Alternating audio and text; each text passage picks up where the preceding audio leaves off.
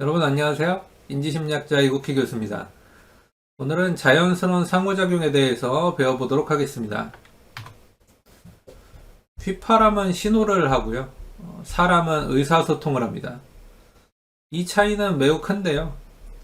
디자이너는 자신의 디자인이 의사소통을 한다고 생각하지만 사실 단지 신호를 줄 뿐인 경우가 많아요. 그 의사소통은 한 방향으로 일방통행하기 때문이죠. 우리는 우리의 활동을 조정하고 자율적인 기계와 협동해서 순조롭고 즐겁게 과제를 함께 수행하도록 하는 방법이 필요합니다. 거의 모든 현대적인 장치들은 일단의 신호등과 발신음들을 가지고 있어요. 이것들은 다가올 어떤 사건에 대한 경고나 혹은 중요한 사건에 대한 주의를 환기시키는 경보로 작동합니다. 따로따로 보면 각각은 유용하고 도움이 돼요. 하지만 대부분의 사람은 여러 장치를 가지고 있고 각각이 여러 개의 신호 시스템을 가지고 있죠. 오늘날에는 집과 자동차에서 수십 혹은 수백 개의 잠정적인 신호 장치들을 쉽게 발견할 수가 있습니다. 산업 및 건강관리 분야에서 경고기 혹은 경보기 이런 것의 숫자는 극적으로 증가하고 있어요. 이와 같은 추세가 계속된다면 미래의 집의 벽은 경고기와 경보기로 뒤덮일 겁니다. 그래서 하나하나의 신호는 정보를 제공하고 유용하지만은 많은 신호들의 불협화음은 오히려 인간의 주의를 흐트러뜨리고 초조하게 만들고 따라서 잠재적으로 위험할 수 있죠. 다소 덜 자주 위험에 직면하는 곳이지만 집에서도 많은 신호들이 작동 중이면은 하나의 신호조차 알아차리기가 힘들 수 있어요. 다음과 같은 상황과 대화를 한번 상상해 보죠. 세탁기 신호음이 들렸나요? 아내가 이렇게 물었어요. 그리고 아내에게 나는 그 소리가 무엇이었는지 알아내려고 종종 걸음으로 부엌에서 세탁실로 갔다가 되돌아오면서 그 소리는 식기세척기였던 것 같아 라고 대답을 해줍니다. 그때 또 소리가 들리는 거야. 그래서 나는 또 확인하러 달려가죠. 이거는 전자레인지 타이머였고요. 전화해야 할 때가 생각나도록 설정해둔 것을 잊고 있었어. 이렇게 얘기한 겁니다. 미래의 장치들이 오늘날 사용되는 신호 방식을 그대로 따른다면은 우리는 더 큰 혼돈과 귀찮음에 빠지게 될 거예요. 하지만 더 좋은 방법이 있죠. 더 좋은 방법은 더 효과적이면서 동시에 덜 성가시게 하는 자연스러운 상호작용 시스템입니다. 우리는 자연 세계에서 환경과 그 서식자들의 기호와 신호들을 더 잘 해석해 나가고 있어요. 지각 시스템은 풍부한 공간감을 전달하는데 이는 우리를 둘러싸는 시각, 자극, 그 다음에 소리, 냄새, 그리고 느낌들의 빈틈없는 조합으로부터 탄생하는 것들입니다. 우리의 고유 감각 시스템은 뇌의 방골이관과 근육, 힘줄, 그리고 관절로부터 정보를 전달해서 우리에게 신체의 위치와 방향에 대한 감각을 주죠. 종종 우리는 아주 미세한 단서들로부터 예를 들면 언뜻 본 것이나 찰나의 소리로부터 사건들과 대상들을 신속하게 식별합니다. 하지만 우리의 목적상 더 중요한 것은 자연스러운 신호들은 성가시지 않고 정보를 제공하면서 우리 주변의 사건들에 대해 자연스럽고 비간섭적이고 또 초조하지 않게 아주 지속적으로 각성할 수 있도록 한다는 거예요. 예를 들어 자연스러운 소리를 한번 생각해 보죠. 기계장치의 삐삐음이나 버저음, 말소리도 아닌 자연스러운 환경적인 소리를 생각해 보죠. 소리는 주변에서 일어나는 것에 대한 풍부한 그림을 전달할 수 있습니다. 이런 소리는 소리가 물체를 움직일 때, 또 문지르거나 충돌하거나 밀거나 저항하면서 그것들이 서로 접촉할 때 언제나 자동적으로 생각나는 그런 소리예요. 또 소리는 사물들이 공간에 어디에 있는지를 말해줄 뿐만 아니라 그것들의 구성, 그러니까 뭐 잎이나 가지나 금속이나 나무나 풀, 혹은 활동, 낙하하는지 미끄러지는지 파열하는지 종결을 하고 있는지 이런 것들을 자연스럽게 드러낼 수가 있습니다. 정지해 있는 물체조차 우리의 청각 경험에 도움이 될 수 있는데요. 소리가 반사되면서 환경 구조에 의해서 변형되는 방식이 공간, 그리고 그 안에 있는 우리의 위치에 대한 감각을 주기 때문이죠. 이것은 모두 아주 자동적으로 그리고 아주 자연스럽게 이루어집니다. 그래서 우리는 종종 우리가 우리의 공간감에서 그리고 세상에서 벌어지는 사건에 대한 알매에서 소리에 얼마나 많이 의존하고 있는지를 잘 의식하지 못하죠. 너무 자연스러우니까요. 실세계와의 이와 같은 자연스러운 상호작용으로부터 우리가 배워야 되는 교훈이 있어요. 단순한 소리와 희거나 유색의 불빛의 깜빡임은 디자이너가 기계에 신호를 추가할 때 쓰는 가장 쉬운 방법이지만 동시에 가장 자연스럽지 않고 정보 가치가 가장 낮고 가장 귀찮게 하는 수단이라는 겁니다. 미래의 생활용품을 설계하는데 더욱 좋은 방법은 더 풍부하고 더 정보적이고 덜 치매적인 신호, 즉 자연스러운 신호를 쓰는 거예요. 풍부하고 복합적이고 자연스러운 신호등과 소리를 쓴다면 사람들은 어떤 소리가 앞에 있는지 뒤에 있는지 혹은 위인지 아래인지 재료와 구성 요소가 가시적인 대상의 어떤 부분인지 그리고 예상되는 사건이 곧 다가올 일인지 먼 일인지 결정적인지 아닌지를 말해줄 수 있을 겁니다.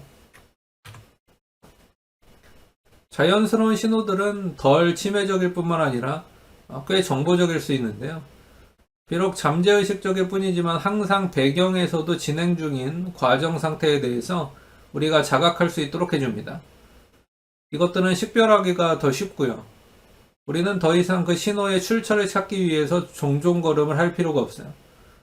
자연스러우면서 지속적인 각성을 제공하는 겁니다. 소리, 색, 그리고 이러한 것들의 상호작용의 자연세계는 가장 만족스러운 것이죠. 그 예가 필요하신가요? 그렇다면 휘파람 부는 주전자를 살펴보세요. 주전자에서 물이 끓는 소리는 자연스럽고 정보적인 신호의 아주 좋은 예입니다. 이 소리는 가열돼서 이리저리 움직이는 물방울 덩어리에 의해서 생기는데 자연스럽게 변하는 소리를 만들어내다가 마침내 급하게 구르는, 막 끓는 상태에 도달하죠. 이때 찻주전자는 연속적이고 즐거운 소리를 내는 안정 상태에 있게 되는데 이런 활동들은 물이 끓을 때가 얼마나 가까워졌는지를 알아맞힐 수 있게 해줍니다. 이제 끓는 상태에 이르렀을 때를 신호하기 위해서 휘파람을 추가하죠. 어떤 인공적인 전자음을 쓰지 않고 주둥이에 구멍을 막고 그 틈으로 작은 양만 김이 빠져나가도록 하는 거예요. 이렇게 하면 자연적으로 생성되는 휘파람이 만들어지는데 천천히 시작해서 처음에는 약하고 고르지 않다가 점차 크고 연속적인 소리로 이어집니다. 그 과정이 각 단계에서 얼마나 많은 시간을 허용하는지 예측하는데 학습이 필요할까요? 물론 그렇죠. 하지만 이런 학습은 노력을 들이지 않아도 돼요. 자연스럽게 바로 이루어지니까요. 바로 어떤 일이 벌어지고 있는지를 예측할 수 있는 그런 소리들입니다. 단지 끓는 물소리를 몇 번 듣고 나면은 또 바로 예측하고 알 수 있게 되죠. 공상적인 것도 없고 비싼 전자회로 장치도 없어요. 단순하고 자연스러운 소리입니다. 이것이 다른 시스템 요소를 찾아내서 그것이 사태를 알려주는 정보적인 단서로 활용되도록 하는 게 좋겠죠. 아마도 이런 종류의 자연스러운 신호, 이런 것들은 진동, 소리 혹은 빛이 변하는 방식일 수도 있습니다. 자동차에서 승객이 타는 공간은 대부분의 진동과 소리로부터 격리시킬 수 있는 공간이죠. 그런데 이것은 승객을 위한 좋은 아이디어일지는 몰라도 운전자에게는 별로 좋지 않은 나쁜 아이디어예요. 디자이너는 소리나 운전대의 진동을 통해서 외부의 환경을, 즉 도로감, 로드 필이라는 형태로 운전자에게 재도입하기 위해서 열심히 노력해야 했습니다. 만일 여러분이 전기 드릴을 사용한다면 모터 소리와 드릴의 느낌이 정확하고 정밀한 드릴 작업에 얼마나 중요한지 알 거야. 또 많은 요리사들이 가스레인지를 좋아하는데 새로운 형태의 조리장치, 전기 레인지나 인덕션 히터에서 볼 수 있는 더 추상적인 다이얼이나 표시기들보다 불꽃의 겉모습으로 열의 높낮이를 더 신속하게 판단할 수 있기 때문이죠. 지금까지 자연스러운 신호들에 대해서 제가 제시한 모든 예들은 현재 사용되는 가제도구들이나 장치들에서 나온 겁니다. 하지만 자율적인 지능이 점차적으로 통제권을 갖게 되는 미래에 사물들의 세계에서는 어떤 변화가 일어나게 될까요? 실제로 그런 것이 있다면은 이런 완벽하게 자동적인 장치들은 한층 더 풍부한 기회를 제공할 겁니다. 방바닥을 이리저리 오가는 작은 청소 로봇의 소리들은 그게 정말 바쁘구나 라는 것을 상기시켜 줄 거고, 또 진척 상황을 섬세하게 점검할 수 있게 해줄 거예요. 찌꺼기가 진공청소기의 호스에 끼게 될 때 모터 소리가 커지듯이 로봇 모터의 소리 높낮이는 청소가 얼마나 쉬운지 혹은 힘든지를 알려줄 겁니다. 자동화의 문제는 무엇인가가 흔히 경보도 없이 고장이 나서 그 일을 사람에게 전가할 때 발생하죠. 글쎄요, 자연스럽고 연속적인 피드백이 있었다면은 자연스러운 경보도 있었을 텐데 아쉽습니다. 여러분은 누군가의 공예 작업실에 방문했을 때 작업실이 굉장히 혼잡하다면은 어떤 생각을 하시게 될까요? 재료들이 여기저기 있고 지금 막 작업하던 흔적들이 있고 여기저기 도구들이 널려 있어서 금방이라도 나를 사용해달라고 외치고 있는 그런 작업실이야. 아마 여러분은 이 사람이 지금 어떤 일에 몰두하고 있나 보다. 이 작업실 주인이 굉장히 바쁜 일이 있는 가운데 있는 사람인가 보다. 일이 밀려서 정신이 없나 보다. 이렇게 생각할 거야. 하지만 모든 것이 제자리에 깔끔하게 정돈되어 있다면은, 이 사람 할 일이 없나 보다. 이렇게 생각하게 되기 쉽습니다. 이렇게 어떤 작업실의 무질서함을 보고 그 작업실 사용자가 한참 일하고 있다는 것에 대한 자연스럽고 암묵적인 신호를 확인할 수가 있죠. 반면에 깔끔하게 정리정돈되어 있는 것은 지금 일하지 않고 있다는 것에 대한 자연스럽고 암묵적인 신호일 가능성이 높아요.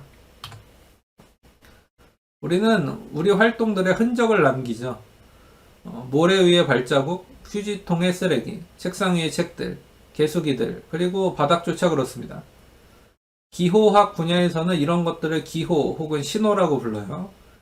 또 탐정소설의 독자들에게는 단서라고 불리는 것들이죠. 탐정소설에 셜록 홈즈의 예리한 눈이 등장한 이래로 이런 것들은 사람의 활동들에 대한 증거가 되어왔습니다. 이런 비목적적인 단서들은 이탈리아의 인지과학자 크리스티아노 카스트레프란치가 암묵적인 의사소통, implicit communication이라고 부른 것이에요. 카스트레프란치는 암묵적인 의사소통이란 다른 사람에 의해 해석될 수 있는 자연스러운 부수 효과라고 행동적으로 정의했습니다.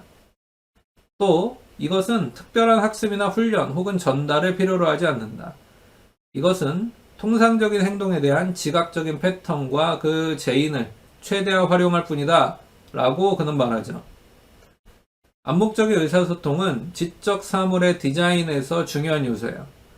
이것은 간섭, 성가심 혹은 의식적인 주의조차 필요 없이 정보를 제공할 수 있기 때문입니다. 발자국, 무질서한 실험실, 읽을 거리에 있는 밑줄과 메모지들, 엘리베이터 혹은 가재도구들의 소리 등은 모두 자연스럽고 암묵적인 신호들이죠. 이것들은 무엇이 일어나고 있는지를 추측하고 환경에서 벌어지는 활동들을 자각하고 언제 끼어들어서 조치를 취해야 할지, 그리고 언제 그것들을 무시하고 하던 일을 계속할 수 있을지를 알게 해줍니다. 좋은 예는 구식 전화기의 세계에서 찾아볼 수가 있죠. 옛날에는 국제전화를 걸 때 클릭 소리, 그 다음에 쉿 소리, 그 다음에 잡음들로 연결되어 가는 정도를 알 수 있었어요. 여러 가지 다른 소리를 듣고서 일이 얼마나 잘 되고 있는지를 알 수 있었죠. 장비와 기술이 근데 계속 좋아짐에 따라서 회로들은 더 조용하게 되었고 더 이상 잡음이 나지 않습니다. 이건 어쩌면 모든 암묵적인 단서들이 사라진 거라고 볼 수 있어요. 전화를 들고 기다리는 사람은 정적만을 듣게 되죠. 때때로 사람들은 통화 연결이 끊긴 것이라고 해석해서 수화기를 내려놓기도 했습니다. 그래서 소리를 회로에 다시 도입해서 사람들이 통화가 계속 진행 중에 있다는 것을 알게 할 필요성이 생겼어요. 안락한 소음, 이 말은 공학도가 쓰는 말로 고객들의 필요에 대한 공손한 응답 방식을 가리킵니다. 사실 소리들은 안락 그 이상의 것이죠. 이런 소리들은 암묵적인 의사소통이에요. 회로가 여전히 살아있음을 확인시켜주고 송화자에게 시스템이 여전히 연결 과정 중에 있다는 것을 알려주는 소리입니다. 그리고 이런 암묵적인 확인은 안심시켜주는 것이고 그래서 안락한 것이죠. 소리는 정보적인 피드백을 제공하는데 중요하지만 약점도 가지고 있어요. 소리는 종종 귀찮죠. 눈꺼풀은 보고 싶지 않은 장면을 차단할 수 있게 하지만은 그런 귀꺼풀 같은 거는 없습니다. 귀를 막을 수는 없어요. 심리학자들은 소리와 다른 소리를 평정해서 방해 척도를 개발하기도 했습니다. 원치 않는 소리는 대화를 방해할 수 있고 집중하기 어렵게 할 수도 있고 조용한 시간을 방해할 수도 있으니까요. 그 결과로 많은 노력이 사무실, 공장, 그리고 가정에서 더 조용한 장치들을 개발하는 데 들어갔어요. 자동차는 아주 조용하게 됐고요. 수년 전 롤스로이스는 시속 60마일에서 이 신형 롤스로이스에서 나는 가장 큰 소음은 전자시계로부터 나오는 소음입니다. 그러니까 그 정도로 차의 소음은 작다는 거죠. 시계 소음보다 작을 정도로. 이런 걸 자랑하곤 했습니다. 하지만 이런 정적은 좋은 것일 수도 있지만 또한 위험한 것일 수도 있다는 거 알아야 되죠. 환경으로부터 오는 소음 없이 자동차 운전자는 구급차의 사이렌 소리나 경적 소리 혹은 날씨조차 의식할 수가 없습니다. 만일 모든 도로가 실제 상황과 관계없이 또 차가 달리는 속도에 관계없이 똑같이 평탄하다면 운전자는 어느 정도의 속도가 안전한지를 어떻게 알 수 있을까요? 소리와 진동은 자연스러운 표시기로서 중요한 조건들에 대한 암묵적인 신호들을 제공해요. 전기로 움직이는 자동차 엔진은 너무 조용해서 운전자조차 그것이 작동 중인지 의식하지 못할 수도 있어요.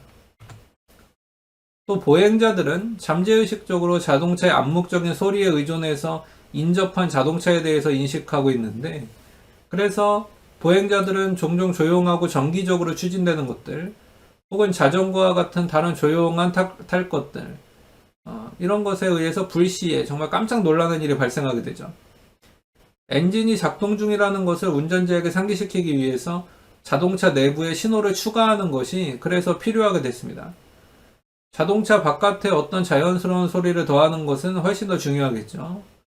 맹인협회는 그 회원들이 이런 자동차들의 침묵으로부터 이미 영향을 받고 있는 조직체인데, 차 바퀴에 움푹 들어간 곳이나 축에 무언가를 달아서 차가 움직일 때마다 소리가 나도록 하자, 이런 제안을 했습니다.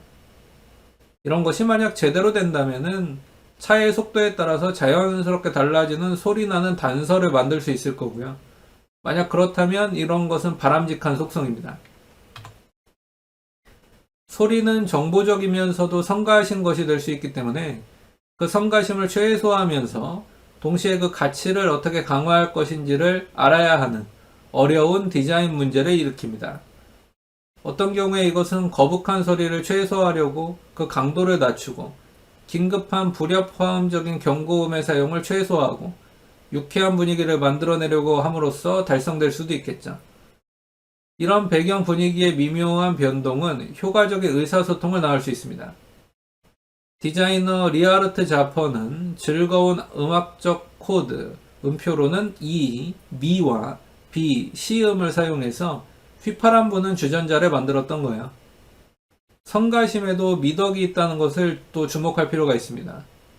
응급신호들, 구급차, 소방차, 그리고 화재, 연기 혹은 다른 잠재적인 재난 경보와 같은 신호들은 교묘하게 크고 성가시게 디자인되어 있는데, 이런 것들은 주의를 끌면 끌수록 더 좋은 것들이죠.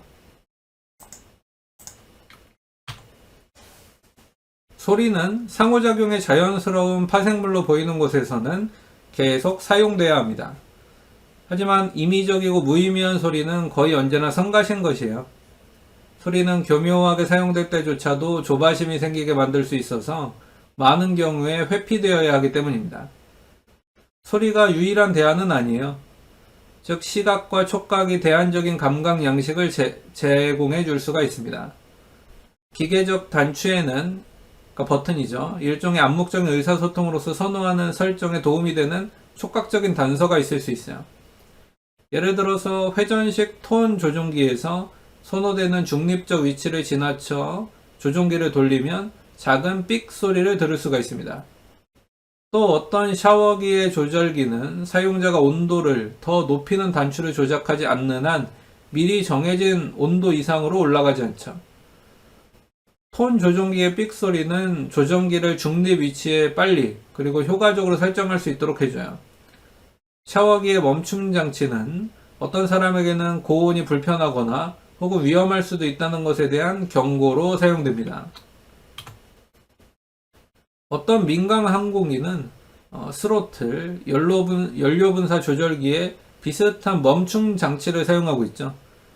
스로틀을 앞으로 밀면 특정 지점에서 멈추는데 이보다 더 높은 스로틀 조작은 엔진을 손상시킬 수가 있습니다.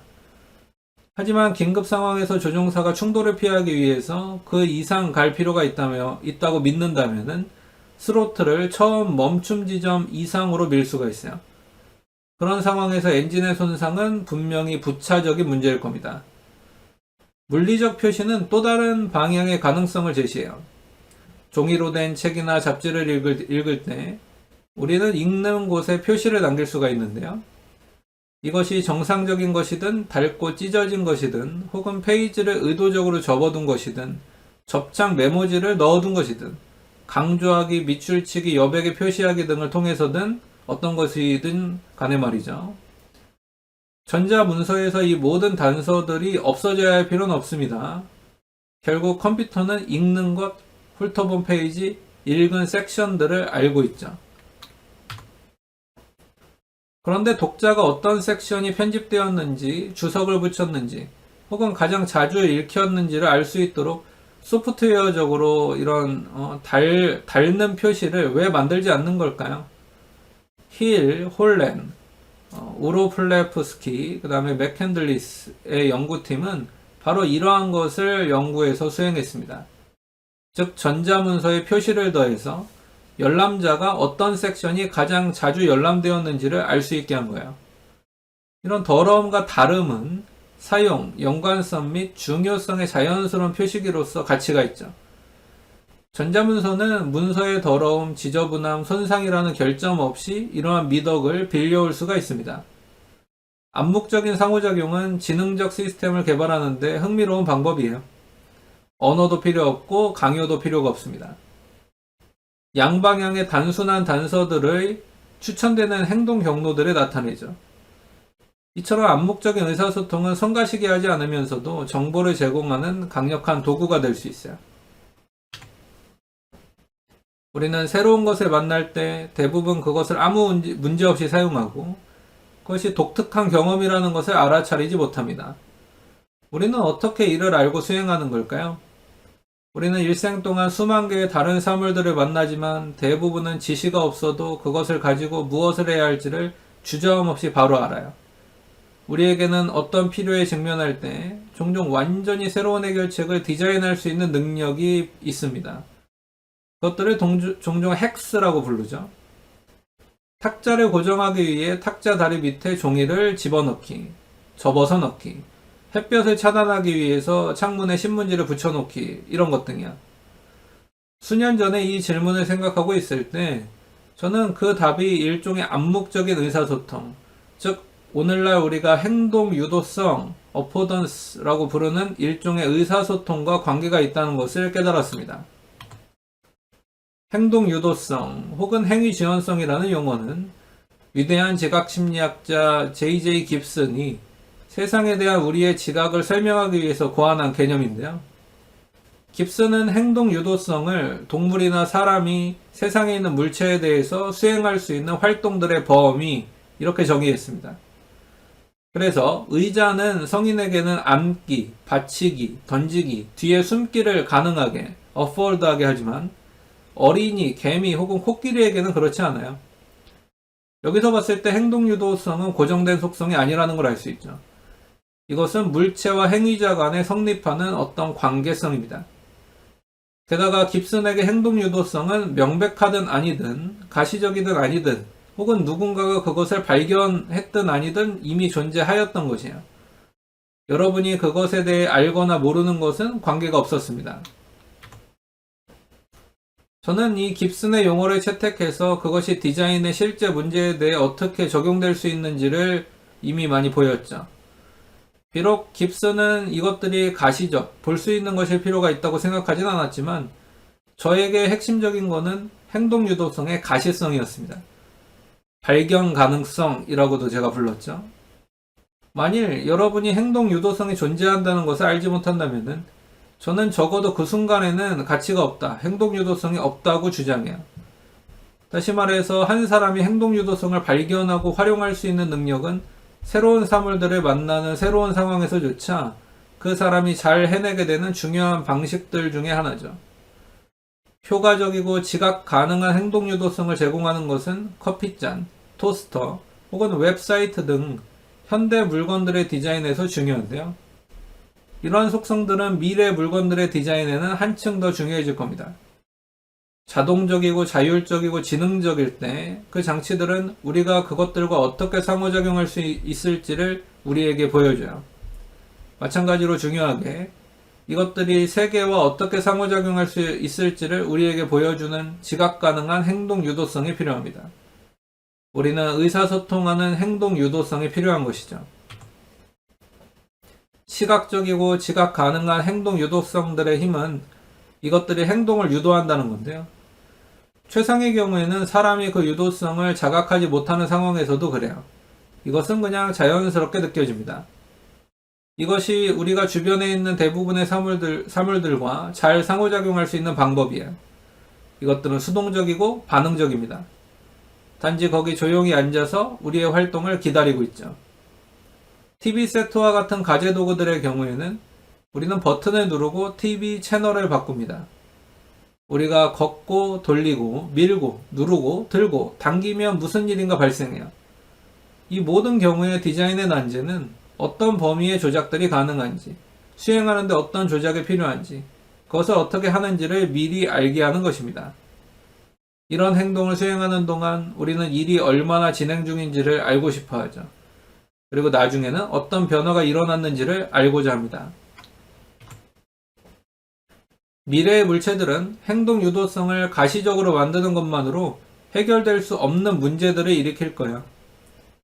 자율적이고 지능적인 기계들은 특정한 문제를 유발하는데 부분적으로는 의사소통이 사람에서 기계로 그리고 기계에서 사람으로 양방향으로 이루어져야 하기 때문이죠.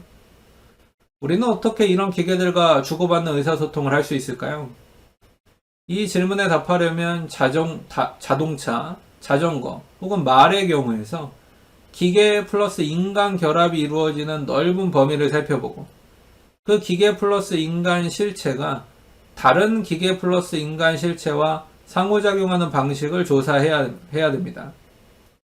인지공학자 도널드 노먼은 말과 기수의 공생적 결합에 대해서 설명한 바가 있는데 이러한 그의 설명은 버지니아주에 있는 나사의 랭글리 연구소 그리고 독일 브라운슈바이크에 있는 독일 수송 시스템 연구소 소속 과학자들의 적극적인 연구 주제였다는 것을 발견했어요. 이들의 목적은 노먼과 마찬가지로 인간-기계 상호작용을 향상시키는 것이었습니다. 노먼이 이들의 연구에 대해 배우기 위해서 브라인 슈바이크를 방문했을 때 말을 타는 방법에 대해서도 더 많은 것을 배웠는데요. 독일 연구단의 단장인 프랑크 플레미슈의 설명에 따르면 말 등에 타기 그리고 말과 마찰을 마부가 제어하는 것에서 핵심적으로 중요한 점은 느슨한 고삐와 빡빡한 고삐 제어 간의 구별이었어요. 빡빡한 고삐에서는 기수가 이런 의도를 말에게 전달하는 빡빡함을 가지고 말을 직접 제어하죠. 하지만 느슨한 고삐에서는 말이 더 많은 자율성을 가지고 있습니다. 기수는 다른 활동을 하거나 잠자는 것조차 가능해져요. 느슨함과 빡빡함은 제어의 연속체상에 있는 양극단이죠. 그리고 그 사이에는 여러 중간 단계들이 있습니다. 게다가 기수가 통제권을 갖는 빡빡한 제어에서도 말이 주춤거리거나 다른 방식으로 명령에 저항할 수도 있죠. 마찬가지로 느슨한 고삐 제어에서도 사람이 고삐를 사용해서 언어적 명령 또는 넓적다리와 다리로 압력을 주어서 그리고 뒤꿈치 차기를 해서 어느 정도의 감독을 할 수가 있습니다. 말과 기수 간의 상호작용에 대한 한층 더 긴밀한 유추는 마차에 대한 것인데요. 마부는 말 등에 앉아있는 기수처럼 말과 빡빡하게 결합되어 있지 않아요. 따라서 이것은 평균적이고 비전문적인 운전자와 현대의 자동차의 관계와 더 비슷합니다. 말과 마부 간의 혹은 운전자와 자동차 간의 결합은 제한되어 있어요. 어떻게 동물의 자율성 정도 혹은 인간의 통제 정도가 고삐의 행동 유도성을 가능해진 암묵적 의사소통을 활용함으로써 의사소통 되는지를 주목할 필요가 있죠. 암묵적인 의사소통을 행동 유도성과 결합시키는 것은 강력하고 매우 자연스러운 개념입니다.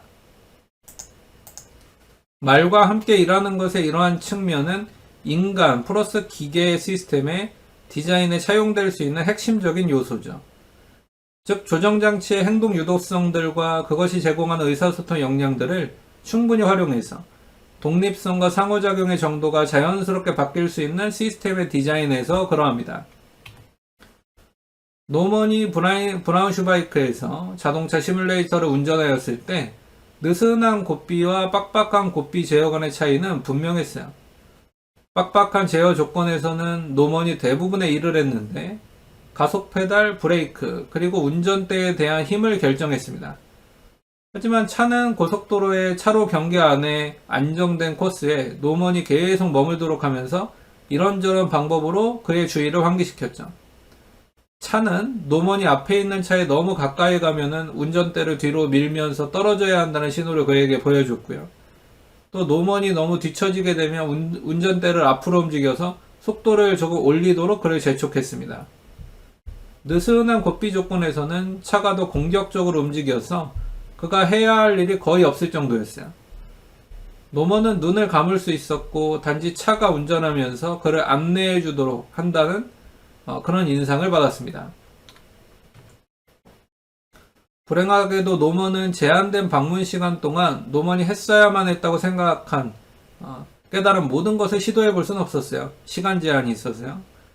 이런 시범에서 빠뜨린 것 중에 하나는 운전자가 시스템에 얼마나 많은 제어를 줄지를 선택하는 방법이었습니다. 제어의 양이라는 측면에서 이런 전환은 되게 중요한데요. 이는 긴급 사태가 발생하면은 그 상황을 다루는 데 필요한 주의를 흩뜨리지 않으면서 그 통제권을 매우 빨리 옮기는 것이 필요하기 때문입니다. 말 플러스 기수의 개념화는 기계 플러스 인간 인터페이스의 개발에 강력한 비유를 제공하는데요. 하지만 이런 비유만으로는 충분하지 않아요. 우리는 그 인터페이스에 대해서 더 많은 것을 배울 필요가 있습니다. 이러한 연구들은 이미 시작됐고요. 과학자들이 인간의 의도가 시스템에서 가장 잘 전달될 수 있는 방법, 그리고 그 반대 방향을 연구하고 있다는 것을 알면은 조금은 안심될 수 있을 거예요. 시스템이 그 목적과 의도를 사람에게 전달하는 한 가지 방법은 현재 따르고 있는 전략을 외현적으로 제시하는 방법입니다.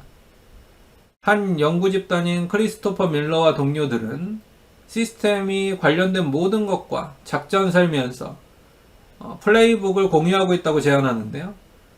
이들은 자신들의 작업을 문제 영역에서 과제들에 대한 공유된 모형에 기초한 것으로 설명합니다.